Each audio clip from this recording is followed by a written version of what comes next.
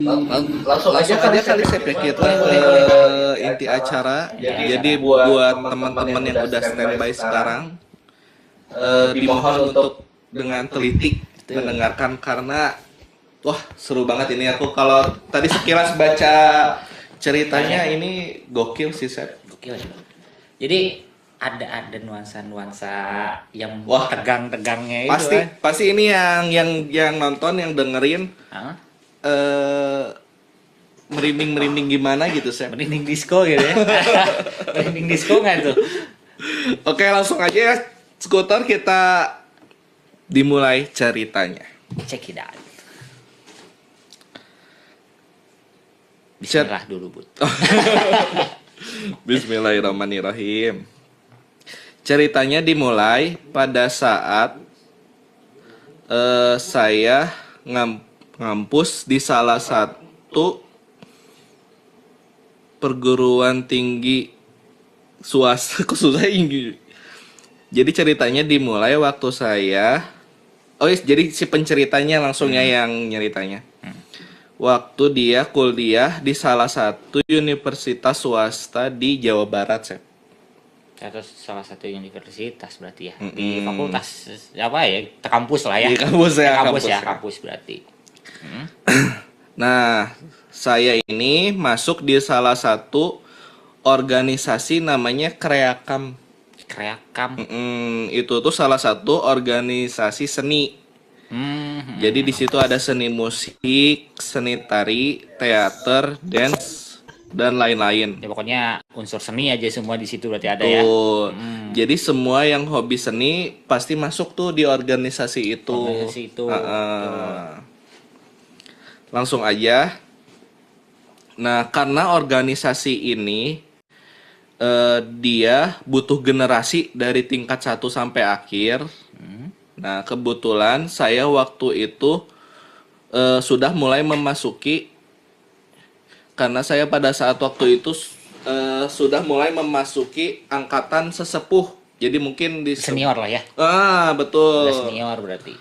Udah disebut angkatan kayaknya aku nggak usah nyebut dia saya, namanya siapa kali ya? Kita samarkan aja ya. Samarkan nama saya Mawar, bukan nama saudara ya. Tentu nggak? Iwan kali ya, Iwan ya.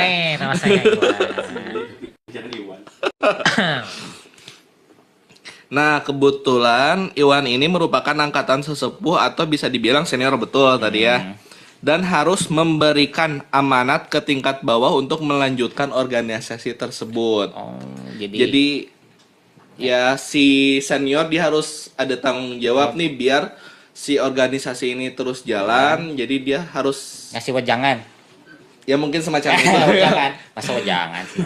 Ngasih pembelajaran buat juniornya mungkin Bud ya. Ketika untuk melakukan penyerahan setiap serah terima dengan anggota baru lah ya, diadakanlah makrab yang biasa disebut kita malam keakraban. Keren teh marab Arab.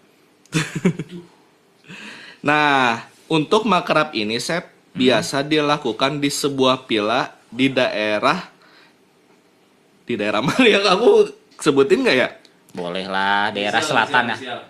Di daerah P atau L. Oh, iya. PL. Dataran tinggi lah Sep pokoknya mah. Soalnya kan kayak villa-villa gitu pasti banyaknya di wilayah dataran tinggi kan karena sejuk kan. Gitu. Nah, kebetulan Iwan ini ditunjuk sebagai seksi logistik pada saat acara makrab ini. Logistik itu biasanya yang nyiapin peralatan semua. Oke. Dari segi dari makanan, apapun itu pun. Lanjut. Nah, pada saat sebelum makrab, biasalah si senior ini melakukan survei tempat dahulu, Sep. Survei villanya dulu. Nah, akhirnya mereka survei aja villa di daerah L, Sep. Oh, dapatnya di L berarti. Betul. Di L. Nah, pada saat survei, ingat kondisi hujan. Pada saat itu tuh karena hujan tiba-tiba Enggak, si posisi yang nyurvei ini tuh ngelihat ada villa, satu villa. Jadi mungkin karena hujan mau nggak mau neduh, nggak sengaja langsung lihat villa. ada villa nih tiba-tiba gitu. Oh gitu. Pada saat survei ini, yaitu villanya di daerah L itu. Daerah L ya. Nah, kenapa kita memilih villa itu? Karena ternyata secara pas mungkinnya momennya ternyata villa itu luas, murah, dan sesuai dengan budget yang sudah disiapkan. Kapasitasnya juga bermuat banyak mungkin betul. Untuk mahasiswa ya, budget mahasiswa ya. Betul, ya mungkin intinya mah budgetnya lah ya. Okay. Soalnya kan kita tahu anak-anak mahasiswa kan. Ya betul. Kebanyakan kan di kosannya juga makannya mie. Waduh. Nah, villa itu dengan taman yang kuasa bangunannya itu kayu klasik dengan perabotan klasik, lemari, cermin, kursi dan lain-lainnya semuanya itu klasik. Oh, jadi konsepnya konsep jadul ya? Betul. Konsep jadul. Dan dengan ukiran khasnya. Jadi kan kalau di kayu ada ukiran jati lah gitu ya. Betul. Oke. Nah, ditambah bangunan beton seperti kamar-kamar karena kita membutuhkan space untuk sekitar 70-80 orang. Karena kita harus mengundang juga senior-senior yang sudah lulus. Jadi kenapa banyak? Karena senior-senior yang belumnya ya alumni lah ya berarti ya. Jadi bisa dibilang banyak space di area villa tersebut. Dan ada 2 gedung juga di villa itu tuh. Oh, jadi villa 1 ada villa 2 atau misalkan villa 1 ada dia punya aula villanya. Kayaknya ada aula 2 gitu deh ya. Aula ya kayaknya ya. Nah, singkat cerita, udahlah hari H. Acara apa? Acara markabnya ya. Makrab ya, markab benar. Dilaksanakan nih pada saat hari H. Kita memulai acara penuh sukacita dari mulai berangkat sampai lokasi pun penuh dengan semangat. Seru nih, kayak ya, mungkin kayak sambil holiday kali ya. Tuh, ketemu dengan para senior dan para rekan-rekan yang baru. Betul. Gitu kan. Apalagi tempatnya itu syahdu mungkin ya kan di villa-villa dataran tinggi gitu. Tuh, buat niiskeun otak mah cukup betul. Lah ya. Pasti kan kita bakal gigitaran atau apalah gitu kan, bakar-bakar di sana. Ya, medipedi ya. Mulailah di puncak acara, Sep. Nah, kejanggalan demi kejanggalan kita alami. Hah? Nah, apa nih maksudnya nih? Bentar. Dari yang awalnya semangat, lagi rame, begitu puncak acara langsung ada kejanggalan, Sep. Nah, kita terusin nih, Sep. Boleh. Lanjut apa tuh? Psikologis mulai terganggu, ada apa ini? Sampai kita sebagai panitia bingung. Ada satu orang temennya Iwan masih ingat namanya Susi. Dia adalah adik tingkat yang masuk ke seni tari. Berarti orang seni tari nih. Adik tingkatnya si Iwan nih. Oh ya, tahu. Nah, di awal acara ada yang aneh dengan gelagat si anak tersebut. Betul. Jadi mukanya itu kosong, tatapannya kosong, tidak banyak tingkah seperti anak-anak yang lain. 1-2 orang mulai saling tanya, lihat Susi, kenapa dari tadi kok diam-diam aneh aja, kayak dia tuh kayak ngelihat sesuatu, kata teman-teman di sekitar. Jadi tatapannya kosong, terus kayak ngelihat sesuatu. Si Susi ini tuh. Nah, terus pada malam hari, kok tiba-tiba mal? Mana coba? Sorry. Kopi dulu, Bu. Nah, pada saat acara setijab, jadi mungkin pada saat lihat kejadian Susi tatapannya kosong atau pikirannya kosong itu mungkin masih dianggap biasa dulu kali ya. Mungkin lagi banyak pikiran. Betul. Jadi BBM naik kayaknya. Ini kan kejadiannya udah lama sih. Iya, betul. Jadi mungkin masih positive thinking lah ya. Iya. Jadi ini dia melanjutkan ke acara sertijabnya. Betul. Nah, jadi pada malam hari kita melakukan acara sertijab seperti biasa kita tes mental dan adik-adik tingkat penerus. Kayak ospek kali ya? Ya, bisa dibilang ospek gitu. Jadi ya, oh ini nih apa disebutnya tadi jurusan apa seninya itu? Seni tak? Ya macam-macam seni sih. Macam-macam seninya apa tadi? Awal disebut apa tadi? Apa yang disebutnya? Oh, nama organisasinya. Aduh, aku lupa. Pokoknya ya itulah pokoknya itulah. Nah, lanjut. Nah, pada saat dites nih mental dari adik-adik tingkat penerus ini ya satu persatu. Nih, satu persatu kejadian akhirnya muncul justru dimulai bukan dari Susi. Oh, ternyata ada kejadian lain nih, Sep. Bukan dari Susi aja. Padahal kan yang pertama terlihat itu kan Susi ya. Betul. Penasaran nih. Ada seseorang perempuan kesurupan. Waduh. Nah, cuman Iwan lupa nih namanya. Tidak ada orang yang berani sampai kita atasi sebisa kita. Kejadian makin kesini ternyata banyak. Kalau saya nggak salah hitung sekitar 13 sampai 16 orang kesurupan. Kesurupan massal dong. Iya ya. Kesurupan massal dong kayak gitu dong. Sampai panitia pun namanya MPI yang ikut mengangkut anak yang kesurupan ke ruangan khusus ikut kesurupan. Sadar kesurupan lagi sampai ruangan itu penuh dan kita bingung harus gimana. Jadi yang nolonginnya juga malah jadi ikut kesurupan juga? Enggak. Jadi yang ngangkut ini bingung karena sudah tidak ada tempat penampungan lagi. Oh, ya. Jadi yang ngangkutan ini teh ya kayak UMR lagi. PMR maksudnya kalau di Jadi si PMR ini tuh kebingungan saya. Menyimpan lagi di mana nih? Karena saking banyaknya orang ini. Dan lucunya Sep, jadi kesurupannya itu kayak ada yang kesurupan maung gitu juga, Sep. Kumaha sih kalau kesurupan maung tuh, Sep? Lain anjir, aing mau. Oh, gitu. Siapa? Oh, kan gitu kan biasanya gitu. Jadi kalau cek nama naon pamacan.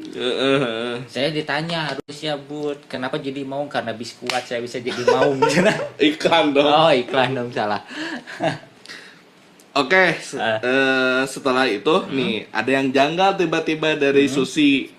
Si Susi lagi nih lagi saya. Anehnya pada saat yang orang-orang kesurupan itu pada kesurupan, si Susi malah yang anteng, Sep. Itu aneh ya. Padahal kan dia yang pertama dia gitu. yang pertama terlihat ya maksudnya bengong, tatapan kosong kayak orang-orang yang hilang akal. Betul. Nah, kenapa malah si Susi yang terlihat anteng? Tapi penuh dengan tatapan sindir sambil senyum sinis pula, Sep. Tatapan sindir dan senyuman sinis. Tatapan sinis. Oh, tatapan sinis dan senyum sindir. Dan sambil senyum sinis pula. Kayak gimana sih? Mungkin kayak gitu ya ekspresi, tapi nggak tahu lah, nggak bisa lah. Nggak bisa ekspresinya juga. Susah gitu. Susah. Ya Pak, mungkin penonton paham lah ya. Paham lah ya. Orang sinis. Jadi Susi ini dia tatapannya sinis sambil senyum sinis pula. Gitu kan nih. Sampai satu ruangan itu mencekam, Sep. Oh iya. Nah, karena kan hektik kali ya, banyak yang kesurupan gitu kan. Terus kayaknya mah apa sih? Kayaknya gitu mungkin ya. Sinisnya mungkin kayak gitu. Apa sih?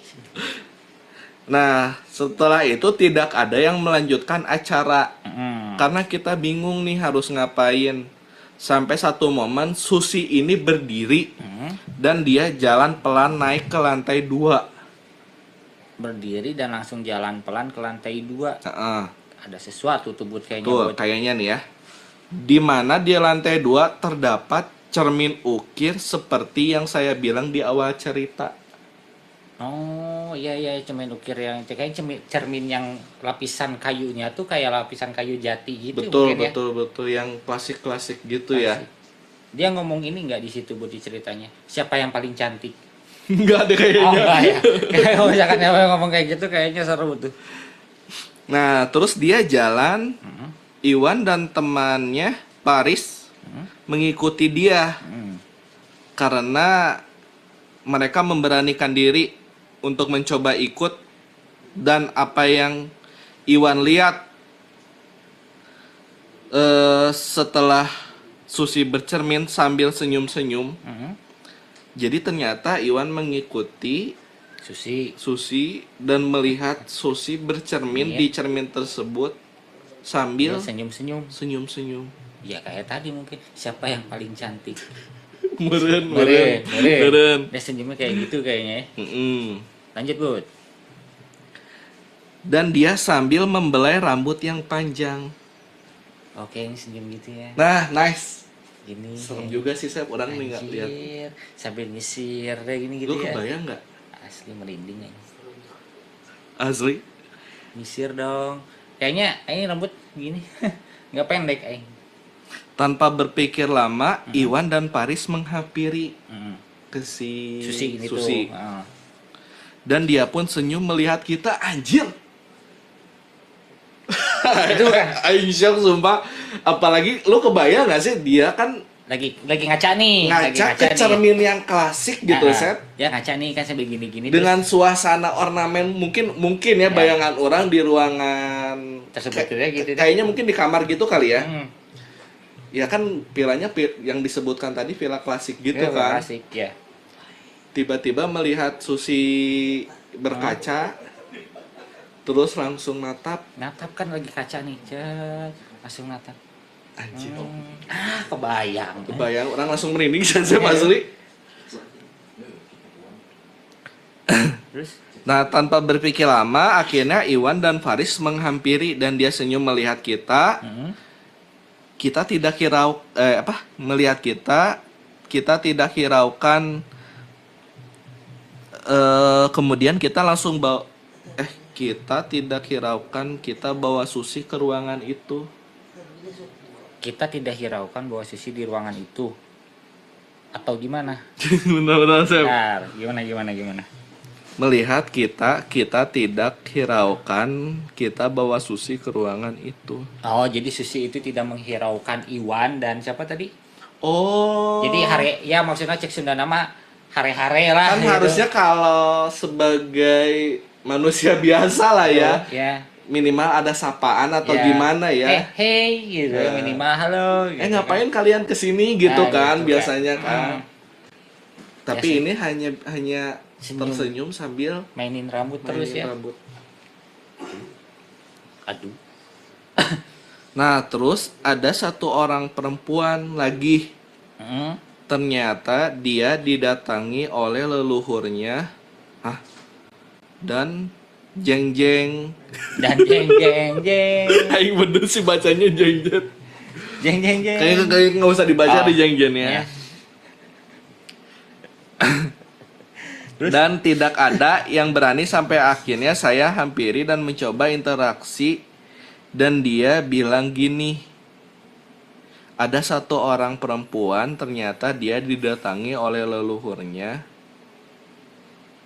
Yang punya villa tersebut. Bentar, ada satu orang perempuan, ternyata dia didatangi oleh leluhurnya. Aku teh maksudnya satu orang perempuan ini Susi bukan ya? Nggak tahu tuh. Kayaknya mah coba aja dulu buat digali lagi.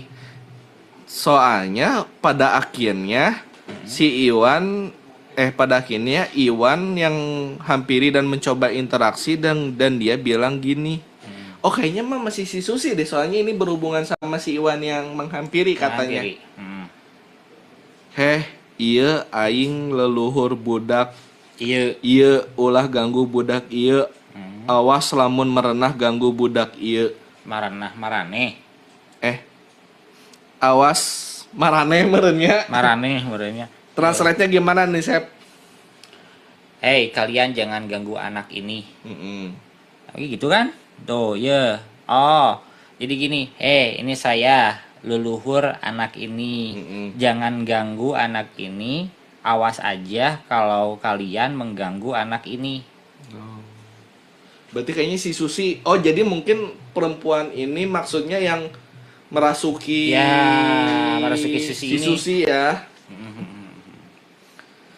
Nah, terus kita dengan sadar penuh mencoba memahami itu sampai dia akhirnya tersadar. Oh, jadi setelah ngomong yang tadi, akhirnya Susi tersadar, Sep. Jadi udah begitu si leluhur ininya masuk dan berbicara seperti itu. Kayaknya leluhurnya udah masuk pada saat naik ke tangga itu deh. Oh iya. Oh, yang si Susi mulai kayak senyum sini-sini sendiri gitu. itu ya. Oh iya. Enggak kan sebelum naik tangga dia senyum sendiri sinis itu dulu kan. Sambil ngeliat senyum tatapan sinis itu kan ya. Nah, sampai akhirnya kita memanggil petugas villa. Minta tolong kan pada akhirnya. Nih, untuk membawa cermin itu dan cermin itu dibawa dengan kain. Oh, ditutup kain. Betul. Enggak, jadi si Iwan ini nyuruh akhirnya ke penjaga villa, tolong dong bawa cermin ini. Tapi ditutup dengan kain. Tolong dibawa gitu. Dan cermin itu ditutup dengan kain dan kita bantu sampai akhirnya semuanya tersadar termasuk Susi. Oh, berarti memang awal permasalahannya berarti ada di cermin di itu. Cermin itu, Bu. Jadi ya itu tadi, untung cerminnya nggak ngomong kan. Ngomong apa? Itu nggak ngomong apa? Nggak ngomong. Siapa yang paling cantik? Itu iklan apa sih? Saya aku lupa. Dulu film Barbie. Kirain iklan Sunsilk ya? Enggak lah. Oh, bukan ya. Film Barbie itu. Kok dia nontonnya Barbie sih? Anak aing anjir. Oh, sorry. Siapa yang paling cantik? Akhirnya acara kita berantakan. Karena kita lelah dengan apa yang terjadi malam itu. Jelas lah ya. Jelas, pasti capek lah. Karena Nah, dan ketika saya ingat lagi cerita ini untuk diceritakan ke sini. Jadi mungkin dia penonton ini ya, ingat punya kisah ini. Kisah ini diceritakanlah ke podcast ini kan. Nah, sebelum menceritakan ternyata si Iwan mengkonfirmasi kembali dan mengingat lagi, bertanya ke temannya si Faris. Teman yang bareng mengikuti ke arah cermin itu pada saat kejadian. Pada saat TKP ya. Nah, ini diliatin saya ternyata isi chattingannya. Kok nggak bisa dibuka ya? Sama si Faris ini. Nah, coba kita baca ya. By the way, ini benar loh ada chattingan ininya. Kurang dekat. Ya nanti kelihatan dong. Oh iya. Jadi si pencerita mengkonfirmasi kembali ke temennya untuk menceritakan cerita ini di cator. Boleh atau enggak? Coba gimana buat bacain, Bud? Jangan, aku si chat. Katanya suruh bacain aja sih tadi. Enggak apa-apa. Enggak apa-apa. Bacain aja. Awas. Mulainya dari mana ya, Sep ya? Bisa ada yang harus disensor. Bisa ada yang harus disensor. Aduh, gempa. Maaf. Nah, kayaknya ini deh, Bu. Ini nih. Oh, jikanya dia bilang orang udah nyerita. Kayaknya dari situ deh. Kok orang sih? Jadi mungkin si Iwan bilang ke Faris bahwa dia mau yang nyumbang ceritanya untuk dikontenin di cator ya. Betul. Kata Faris, mantep nih mau dikontenin. Itu ada ruangan tersembunyi tapi nggak tahu di mana pintunya. Jadi ada satu ruangan tapi pintunya nggak tahu sebelah mana. Oh, kayaknya dari luar villa, Sep. Yang gedung aula tadi kayaknya ya. Masuknya dari Enggak situ deh, kan ya? kayaknya emang dari luar villa terlihat kayak ada, kan mungkin kalau ada jendelanya itu dia ruangan kan Kayak berarti pavilion gitu ya. Kayak pavilion nggak sih? Enggak sih, maksud aku kalau dari luar villa kan terlihat kalau ada jendela-jendela, mungkin ada ruangan. Tapi anehnya mungkin setelah masuk kok pintunya nggak ada ke ruangan ini gitu kayaknya. Padahal di luar jendelanya ada gitu ya. Soalnya dibalas lagi sama si Iwan ini. Iya benar sampai sampai si temennya mungkin ya. Jadi Maung, kesurupan Maung kali di daerah villa atau daerah ruangan itu mungkin yang ruangan. Pintunya nggak tahu di mana gitu. Guys, ya, semoga ceritanya ini jadi viral katanya Zep. Urang dek jadi Maung kalah teu bisa aya awewe nempel nepi ka imah. Urang kasurupan Maung tapi teu bisa ngadon. Malah ada perempuan yang nempel. Jadi ada sosok perempuan yang ngikutin sampai rumah. Nah, gitu. Jadi ternyata si Faris mah kan nggak kesurupan. Cuman ketempelan. Padahal dia bercanda dia pengen mungkinnya kesurupan mau seperti apa gitu ya. Tapi ternyata cina dia malah ketempelan hantu perempuan. Perempuan sampai rumah. Terus dibalas sama si Iwan. Kan nempel nih si perempuan itu. Terus kenapa bisa lepas lagi ditanyakan sama si Iwan.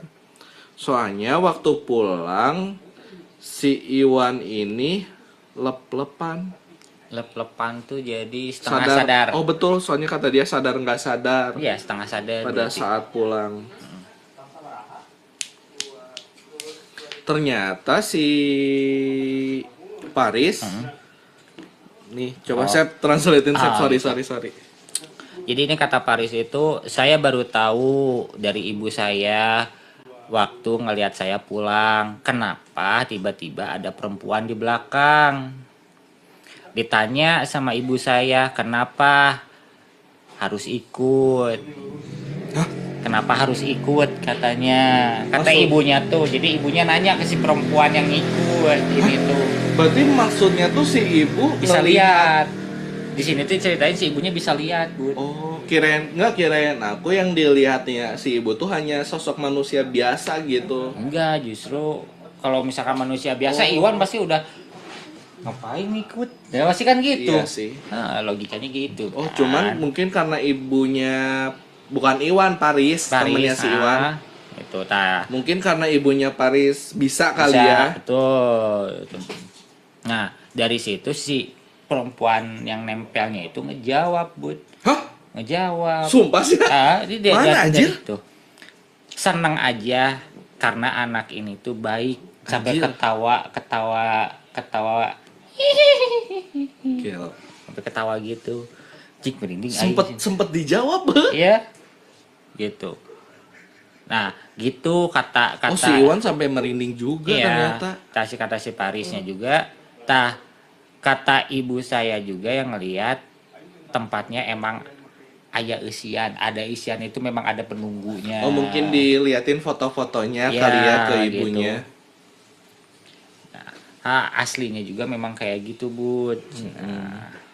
Terus ini katanya ada lagi nih, Sep.